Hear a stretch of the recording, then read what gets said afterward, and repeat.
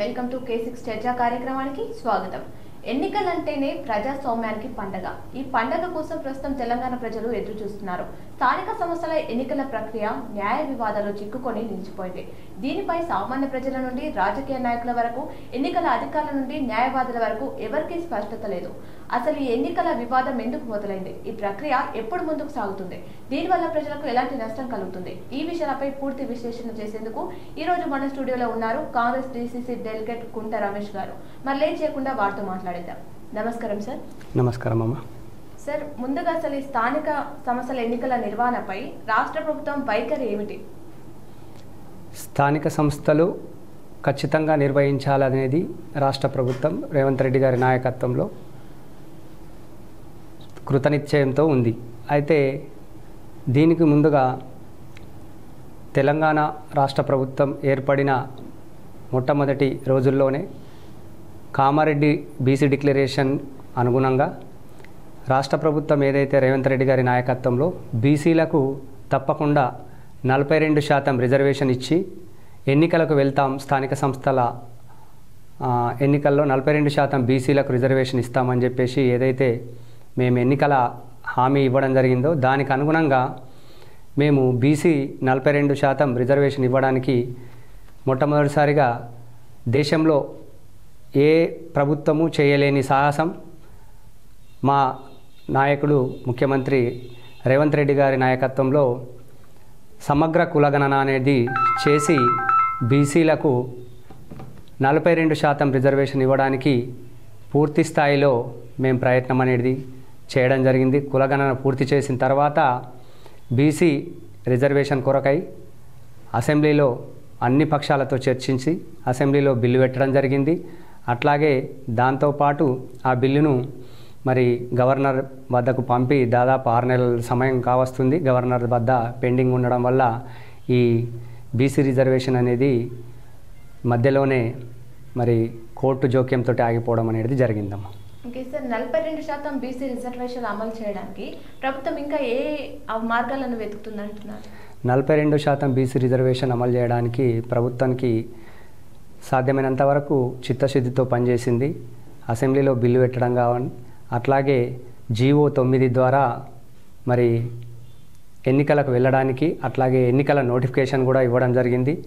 కొంతమంది మరి ఈ ఎన్నికలను ఆపేయాలి, ఈ BC రిజర్వేషన్ అనేది జరగకుండా ఆపేయాలనే దురుద్దేశంతో ఇందులో కొన్ని రాజకీయ పార్టీల ప్రమేయం ద్వారా కూడా కోర్టుకు వెళ్ళడం జరిగింది. కోర్టు 9th షెడ్యూల్లో ఏదైతే చేర్చకుండా ఇంతకుముందు సుప్రీంకోర్టు రూలింగ్ ఒకటి 50% రిజర్వేషన్ అనేది మించకుండా ఉండాలి అనే ఉద్దేశంతో సుప్రీంకోర్టుకు వెళ్తే సుప్రీంకోర్టు హైకోర్టుకు వెళ్ళమని చెప్పింది. మళ్ళీ సుప్రీంకోర్టులో ఒక రూలింగ్ ఇవ్వడం జరిగింది. ఏదైతే పాత రిజర్వేషన్ పద్ధతిలో మీరు ఎన్నికలు నిర్వహించుకోవచ్చు, 50% రిజర్వేషన్ దాటకుండా ఎన్నికలు చేయండి అని చెప్పేసి సుప్రీంకోర్టు చెప్పడం వల్ల హైకోర్టుకు వచ్చిన తర్వాత కూడా హైకోర్టు మళ్ళీ అదే విషయాన్ని పునరుద్ఘాటించింది. దానికి రాష్ట్ర ప్రభుత్వము 2 వారాల సమయం కోరింది. ఈ 2 వారాల సమయం లోపల మరి న్యాయ నిపుణులతో సంప్రదించి తప్పకుండా మా రాష్ట్ర ప్రభుత్వము రేవంత్ రెడ్డి గారి నాయకత్వంలో కృతనిశ్చయంతో ఉంది. బీసీలకు 42% రిజర్వేషన్ ఇచ్చి ఎన్నికలకు వెళ్ళాలనేది మా యొక్క దృఢ సంకల్పం. ఈ రిజర్వేషన్ వివాదం వల్ల ఎన్నికల ఆలస్యం అయితే ప్రభుత్వం పనితీరుపై ఏమైనా ప్రభావం పడుతుందంటారా? దీని ద్వారా రిజర్వేషన్ వివాదం వల్ల ఎన్నికలు ఆలస్యమైతే ప్రభుత్వం పనితీరుపైన ఎలాంటి ప్రభావం ఉండదు. కాకపోతే ముఖ్యంగా గ్రామాలలో ఏదైతే పంచాయతీలు గ్రామ పరిపాలనకు పట్టుగొమ్మలు, ఇప్పటికే దాదాపుగా 18 నెలల నుంచి గ్రామాలలో పరిపాలన దాదాపు అధికారుల చేతిలో ఉండి చాలా ఇబ్బందిగా ప్రజలు ఎదుర్కొంటున్నారు. అట్లాగే గ్రామ పంచాయతీలకు రావాల్సిన నిధులు కూడా రావడం లేదు. దాంతోపాటు గ్రామ పంచాయతీల్లో పాలన అనేది మందకోడిగా సాగుతూ ఉంది, అభివృద్ధి అనేది జరగడం లేదు. ఈ క్రమంలో మరి సాధ్యమైనంత వరకు తొందరగా ఎన్నికలు నిర్వహించాలనేది గ్రామాల్లో ఉన్న ప్రజలందరి అభిప్రాయం. ప్రజలందరూ కూడా ఎక్కడికక్కడ గ్రామ పంచాయతీల్లోనైతేనేమి, మండల పరిషత్లోనైతేనేమి తొందరగా కార్యవర్గం ఏర్పడితే మా సమస్యలన్నీ కూడా తొందరగా తీరుతున్నాయని ప్రజలందరూ ఆశాభావంతో ఉన్నారు. ప్రభుత్వం కూడా తొందరగా ఈ బీసీ రిజర్వేషన్లది ఏదైతే ఉందో దీన్ని తొందరగా ఈ సమస్యను పరిష్కరించి సాధ్యమైనంత వరకు తొందరగా లోకల్ బాడీ ఎన్నికలకు వెళ్ళాలనే కృతనిశ్చయంతో ప్రభుత్వం ఉంది.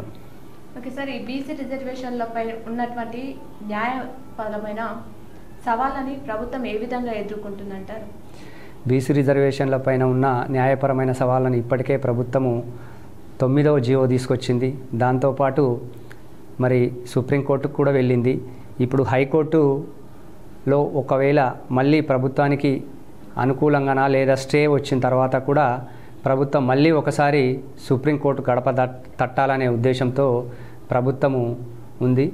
ప్రభుత్వం ఇప్పటికే బీసీలకు న్యాయం చేయాల్సిన ఏ ఒక్క దారిని కూడా వదిలిపెట్టకుండా న్యాయ వ్యవస్థ పరిధిలో ఉండే అన్ని మార్గాలను మేము పరిగణలోకి తీసుకొని తప్పకుండా బీసీలకు 42% రిజర్వేషన్ సాధించే దశలో అన్ని న్యాయపరమైన మార్గాలను ఉపయోగించుకొని పరిష్కార దిశగా అడుగులు వేస్తామని తెలియజేస్తున్నాం. ఓకే సార్, మరి ఇటు ప్రతిపక్షాల నుంచి వస్తున్నటువంటి సవాళ్ళని కాంగ్రెస్ ప్రభుత్వం ఎలా ఎదుర్కొంటుంది?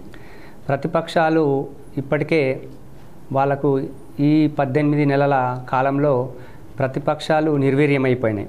ఇక్కడ 10 సంవత్సరాలు పరిపాలించిన బీఆర్ఎస్ను ప్రజలు చీత్కరించుకున్నారు. వాళ్ళు వ్యవస్థలను ధ్వంసం చేసిండ్రు. అట్లాగే పరిపాలన అనేది శూన్యం చేసేసిండ్రు. రాజరిక వ్యవస్థ ఫ్యూడలిజానికి వాళ్ళు బాటలు వేస్తే ప్రజలందరూ కూడా నిశ్శబ్ద విప్లవం ద్వారా కాంగ్రెస్ పార్టీకి ఓటు వేసి కాంగ్రెస్ పార్టీని అధికారంలోకి తీసుకొచ్చిండ్రు. ఏదైతే కాంగ్రెస్ పార్టీ అధికారంలోకి వచ్చిన తర్వాత ఇచ్చిన హామీలను దాదాపుగా 6 గ్యారంటీలను ఇప్పటి వరకు మేము దాదాపుగా పూర్తి చేసినాం. ప్రజలందరూ కూడా సంతోషంగా ఉన్నారు. ప్రజలకందరికీ కూడా రైతు భరోసా ఇచ్చినాం. అట్లాగే ధరణి తీసివేసి భూభారతి తీసుకొచ్చి ఎవరైతే పేదల భూములను అన్యాక్రాంతంగా ఆక్రమించిన వాళ్ళ చెరల నుండి విరిపించి భూభారతి ద్వారా భూముల మ్యూటేషన్ సౌలభ్యాన్ని కల్పించడం. అట్లాగే గ్రామాలలో ఆడపడుచులందరికీ కూడా ఉచిత బస్సు ప్రయాణం ద్వారా దాదాపుగా ఒక గ్రామం స్థాయి నుంచి నిజామాబాద్ పట్టడానికి రావాలంటే ఒక 200 రూపాయలు బస్ ఛార్జ్ అవుతుంది. ఆ 200 రూపాయల బస్ ఛార్జీ లేకుండా ఈరోజు మా మహిళా తల్లులందరూ కూడా ఫ్రీగా బస్సులో ప్రయాణం చేయగలుగుతున్నారు. అట్లాగే మహిళలందరికీ కూడా వడ్డీ లేని రుణాలు, అట్లాగే ఆరోగ్యశ్రీ ఇలాంటి పథకాల ద్వారా ఉచిత సిలిండరు, అట్లాగే గృహలక్ష్మిలో కరెంటు బిల్లు దాదాపుగా పల్లెలలో ఇంతకుముందు ఎట్లా ఉంటుండే అంటే కరెంటు బిల్లు కట్టలేని పరిస్థితులలో బీద బడుగు బలైన వర్గాలందరూ కూడా కరెంటు వైర్లకు కొండ్లేసుకొని వాళ్ళు కట్టలేని పరిస్థితుల్లో అక్రమంగా కరెంటు వాడుకునే పరిస్థితి ఉండేది. ఒక్కొక్కళ్ళకు వేలల్లో కరెంటు బిల్లు వచ్చేది. అదంతా కూడా మాఫీ అయిపోయి ఈ రోజులలో ప్రతి కుటుంబానికి సుమారుగా 1000 రూపాయల కరెంటు బిల్లును మేము ఈరోజు గృహజ్యోతి ద్వారా ఉచితంగా అందిస్తున్నాం. వాళ్ళందరూ కూడా సంతోషంగా ఉన్నారు. ఉచిత సిలిండర్ ద్వారా కానీ, ఉచిత కరెంటు ద్వారా కానీ, రైతు రుణమాఫీ ద్వారా కానీ, రైతు భరోసా ద్వారా కానీ ఇలాంటి అన్ని పథకాలను చేరుస్తూ అట్లాగే ఒకవైపు అభివృద్ధి, ఒకవైపు సంక్షేమం 2 రకాలుగా కూడా ఈ 18 నెలల కాలంలో ప్రజలందరూ కూడా సంతోషంగా ఉన్నారు. ఈ సంతోషాన్ని చూసి ఓర్వలేక ఒకవేళ ఇదే రకంగా ప్రభుత్వం కొనసాగినట్టయితే, ఈ రెండింటిని బేరీజు వేసుకొని ప్రభుత్వం కొనసాగి ప్రజల్లోకి వెళ్ళినట్టయితే రేపు రాబోయే రోజులలో మరి మా పార్టీల పరిస్థితి ఏ రకంగా ఉంటుందో అనే భయోందోళన వాళ్ళకి 18 నెలల కాలంలోనే ఏర్పడి ఇటు బీఆర్ఎస్ వాళ్ళు అయితేనేంది, అటు బీజేపీ వాళ్ళు అయితేనేంది, వాళ్ళు అనవసరమైన ఆరోపణలు అంటే అతిగతి లేని ఆరోపణలు, ఎలాంటి సత్య దూరమైన ఆరోపణలు చేస్తూ ప్రభుత్వం మీద బురద జల్లే ప్రయత్నం చేస్తున్నారు. ప్రజలు ఇవన్నీ కూడా గమనిస్తున్నారు. తప్పకుండా వారిని ఏ స్థాయిలో ఉంచాలో ప్రజలకు తెలుసు. రాబోయే రోజుల్లో స్థానిక సంస్థల్లో తప్పకుండా కాంగ్రెస్ పార్టీకి విజయం చేకూర్చడానికి ప్రజలందరూ కూడా ఆశతో ఎదురు చూస్తూ ఉన్నారని తెలియజేస్తున్నాం. ఓకే సార్, ప్రస్తుతం చూసుకుంటే హైకోర్టులో బీసీల రిజర్వేషన్ పెంపుపై విచారణ జరుగుతుంది. దాని ప్రకారమా లేకపోతే సుప్రీంకోర్టు ఆదేశాల మేరకు ఉన్నదానిపైన రిజర్వేషన్లపైన ఎన్నికలు నిర్వహించే ఆలోచనల రెండుట్ల దేని పట్ల ప్రభుత్వం ఆసక్తి చూపుతుందంటారు? ఇప్పుడు ఎన్నికల నిర్వహణ అనేది కోర్టు పరిధిలో ఉందమ్మా. కోర్టు ఏ నిర్ణయం తీసుకుంటుందో దాని ప్రకారమే ప్రభుత్వ తదుపరి నిర్ణయం అనేది ఉంటుంది. అంతకుముందు కోర్టు నిర్ణయాన్ని మనం ముందుగా ఊహించి చెప్పే విషయం కాదు. కాబట్టి కోర్టు నిర్ణయం వచ్చిన తర్వాత ప్రభుత్వము న్యాయ నిపుణులతోటి ఆలోచించి తప్పకుండా ఎన్నికల నిర్వహణకే వెళ్తుందని నేను అనుకుంటున్నాను. ఇంతకుముందే మా పార్టీ ప్రకటించింది, ఒకవేళ వీలు కాని పక్షంలో పార్టీలో అంతర్గతంగా తప్పకుండా బీసీలకు 42% రిజర్వేషన్ ఇచ్చి ఎన్నికలకు వెళ్తామని చెప్పడం అనేది మీరు గుర్తెరగాల్సిన విషయం. అది ఓకే సార్, మరి రిజర్వేషన్ల గురించి మాట్లాడుకున్నట్లయితే ప్రభుత్వం నుంచి దీని పట్ల స్పందన ఏ విధంగా ఉందంటారు? రిజర్వేషన్ల గురించి మాట్లాడుకుంటే ప్రభుత్వం తప్పకుండా, ప్రభుత్వమే ఇంతవరకు దేశంలో ఏ ప్రభుత్వం చేయండి, తెలంగాణ రాష్ట్ర ప్రభుత్వం బీసీలకు 42% రిజర్వేషన్లు ఇవ్వడానికి అసెంబ్లీలో బిల్లు పెట్టిన మొట్టమొదటి రాష్ట్రము తెలంగాణ రాష్ట్రమే. కాబట్టి కృతనిశ్చయంతో ప్రభుత్వం బీసీలకు 42% రిజర్వేషన్ ఇచ్చి ఎన్నికల వెళ్ళాలనే ఉద్దేశంతో ఇంతవరకు వేచి చూడడం జరిగింది. కోర్టుల జోక్యం వల్ల ఈ ప్రక్రియకు కొంత ఆలస్యం జరిగినా తప్పకుండా మేము ఆశాభావంతో ఉన్నాం. రాబోయే రోజుల్లో బీసీలకు 42% రిజర్వేషన్తో కాంగ్రెస్ ప్రభుత్వంలో ఎన్నికలు జరుగుతాయని ఆశాభావంతో ఉన్నాను. ఓకే సార్, మనం చూసుకుంటే స్థానిక సంస్థల ఎన్నికలు గత కొన్ని నెలల నుంచి కూడా ఎదురు చూస్తున్న పరిస్థితి ఉంది ప్రజలు. మరి ఆలస్యం కావడం పట్ల ప్రజల నుంచి భావన ఎలా ఉందంటారు? మీరు అన్న విషయం వాస్తవమే. ప్రజలందరికీ కూడా ఎన్నికలు తొందరగా కావాలని, అట్లాగే పార్టీ వర్గాల్లో కూడా కాంగ్రెస్ పార్టీలో కూడా ఈ 10 సంవత్సరాలు కష్టపడ్డ కార్యకర్తలందరూ కూడా మరి వారి అవకాశాలను బట్టి స్థానిక సంస్థల్లో పోటీ చేయాలని వాళ్ళందరూ కూడా ఎంతో ఉత్సాహంతో ఉన్నారు.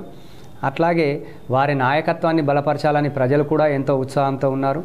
మాకంటూ ఒక గ్రామస్థాయి పరిపాలన కావాలి అని, గ్రామస్థాయి నాయకుడు కావాలా, అట్లాగే ఈ 10 సంవత్సరాలు కష్టపడ్డ గ్రామస్థాయి కార్యకర్తలను, నాయకులను పదవుల్లో చూడాలని చెప్పేసి కింది స్థాయిలో ఉన్న ప్రజలందరూ కూడా ఎంతో ఆశతో చూస్తున్నారు. వారి కోరికను పరిగణలోకి తప్పకుండా తీసుకుంటుందని ప్రభుత్వము నేను ఆశాభావంతో ఉన్నాను. ఓకే సార్, అలాగే కాంగ్రెస్ ప్రభుత్వం గురించి మాట్లాడుకుంటే వచ్చినప్పటి నుంచి ఇప్పటి వరకు అమలు చేసినటువంటి సంక్షేమ పథకాల గురించి ప్రజల నుంచి ఎలాంటి స్పందన ఉందంటారు? కాంగ్రెస్ ప్రభుత్వము ఈ 18 నెలల కాలంలో చేపట్టినటువంటి సంక్షేమ పథకాలతోటి ప్రజలందరూ సంతోషంగా ఉన్నారు. ఎందుకు అనంటే ప్రజలు సంతోషంగా ఉన్నారు అని చెప్పడానికి కారణం ఏంటి అని అంటే ప్రతిపక్షాలు చేస్తున్న అసత్య ఆరోపణలే. ప్రభుత్వానికి ఎక్కడ మంచి పేరు వస్తుందో అని చెప్పేసి ప్రతిపక్షాలు నానా గోల చేస్తున్నాయి. కాబట్టి ప్రభుత్వం ఖచ్చితంగా పనిచేస్తుందని చెప్పడానికి వారి అసత్య ఆరోపణలే నిరూపణ. అట్లాగే ప్రభుత్వము సరియంగా పని చేయనట్టయితే ఇప్పటికే ప్రజల నుంచి కొంచెం వ్యతిరేకత అనేది కనబడుతుండే. ఎక్కడ కూడా మాకు ప్రజల నుంచి వ్యతిరేకత లేదు. ప్రజలు అందరూ కూడా సంతోషంగా ఉన్నారు. వారికి ఏదైతే కావాలనో పార్టీ ఎన్నికలకు ముందు మేనిఫెస్టోలో ఏవైతే పెట్టినాయో ఒక్కొక్కటిగా నెరవేరుస్తూ వారికి అత్యవసరమైన హామీలన్నీ కూడా మేము ఈ 18 నెలల కాలంలో నెరవేర్చడం జరిగింది. అట్లాగే రాష్ట్ర ప్రభుత్వం ఇంతకుముందు 10 ఏళ్ళు పరిపాలించిన బీఆర్ఎస్ ప్రభుత్వము దాదాపు ప్రజలందరికీ కూడా అవగాహన ఏర్పడింది. 8 లక్షల కోట్లు, దాదాపు 8 లక్షల కోట్లు అప్పు రేవంత్ రెడ్డి గారి ప్రభుత్వం పైన భారం వేసి వెళ్ళిపోయిందన్న విషయం తెలుసు. కాబట్టి ఈ అప్పులకు వడ్డీలు కడుతూ అట్లాగే సంక్షేమాన్ని, అభివృద్ధిని కూడా రెండు వైపులా నడిపిస్తూ మీకు తెలుసు ఈ 18 నెలల కాలంలో మనము అట్లాగే ఈ 10 సంవత్సరాలు నిరుద్యోగులకు ఒక్క ఉద్యోగం కూడా బీఆర్ఎస్ ప్రభుత్వంలో వచ్చింది లేదు.